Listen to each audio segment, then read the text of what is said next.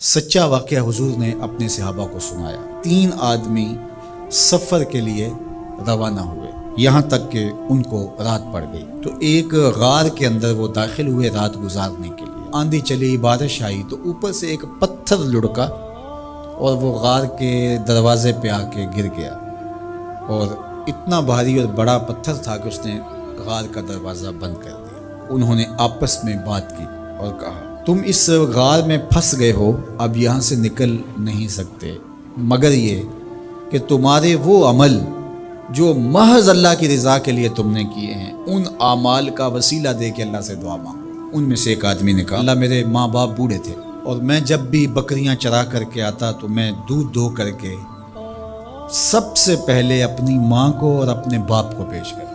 ایک دن میں سرسبز درختوں کی تلاش میں بکریاں لے کے کوئی چارہ کوئی درختوں کی تلاش میں دور نکل گیا۔ میں جب واپس پلٹا دونوں سو چکے تھے۔ میں نے یہ مناسب نہ سمجھا کہ میں ان کو جگاؤں، بیدار کروں کہ اٹھو دودھ پی لے، لیکن اب سارا دن وہ بھوک سے تھے تو اچانک آنکھ کھلے اور بھوک کی شدت سے تڑپے تو میں وہاں سے ہٹ بھی نہیں سکا۔ تو کہتا ہے کہ میں بچوں کو نظر انداز کیا اور ماں باپ کے جاگنے پہ دھیان رکھا اور یوں ساری رات بیت گئی۔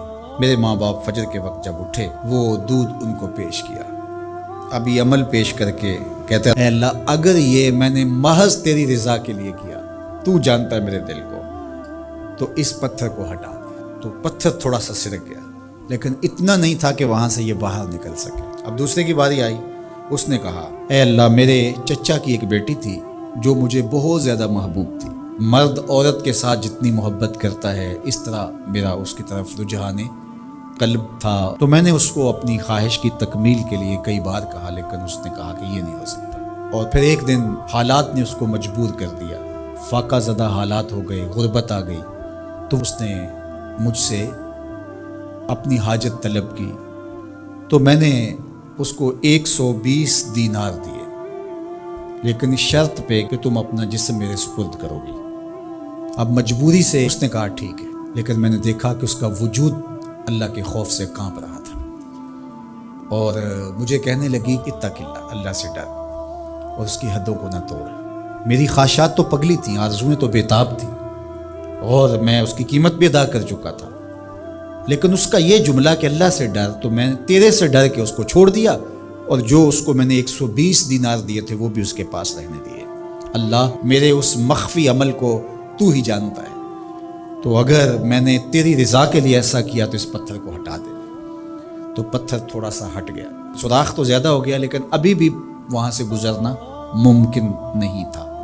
اب تیسرے نے کہا، اے اللہ میں مزدوروں سے کام لے رہا تھا اور ان کی مزدوری میں نے دے دی، ایک مزدور بتائے بغیر چلا گیا، تو میں نے کیا کیا کہ اس کے مزدوری کے پیسے کاروبار میں لگا دیے۔ کاروبار میں برکت ہوئی اور بہت زیادہ وہ کاروبار جو اس کی مزدوری سے شروع کیا گیا تھا پھیل گیا۔ تھوڑی سی مزدوری تھی لیکن کاروبار بہت پھیل گیا۔ اب میں اس کے اندر کچھ ایک آنا ٹگا نہیں لیا۔ ایک عرصے کے بعد وہ شخص آیا، اس نے کہا مجھے میری مزدوری دے۔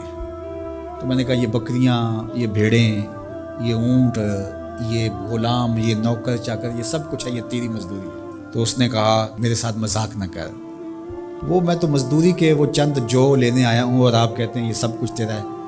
تو اس نے ساری صورتحال بتائی، تو اس نے وہ ساری بکریاں، وہ سارے اونٹ، ساری گائے اور سارے غلام ہانکے اور چل دیا۔ کہا اے اللہ اگر یہ عمل میں نے تجھے راضی کرنے کے لیے کیا تھا تو پتھر کو ہٹا دے۔ تو حضور نے فرمایا وہ پتھر ہٹ گیا اور یہ چلتے ہوئے باہر آ گئے۔ جب اللہ کی رضا کے لیے کام کیے تو مشکلوں سے نکلنے کے راستے ملتے۔ ایک روایت میں آتا ہے جو آسانی کے وقت اللہ کو فراموش نہیں کرتا، اوکھے ویلے اللہ اس کو فراموش نہیں کرتا۔ ہم تو کسی مصیبت میں پھنسے تو چالاکیاں کرتے ہیں، کوئی چالاکی، کوئی مکر کہ اس سے نکلیں۔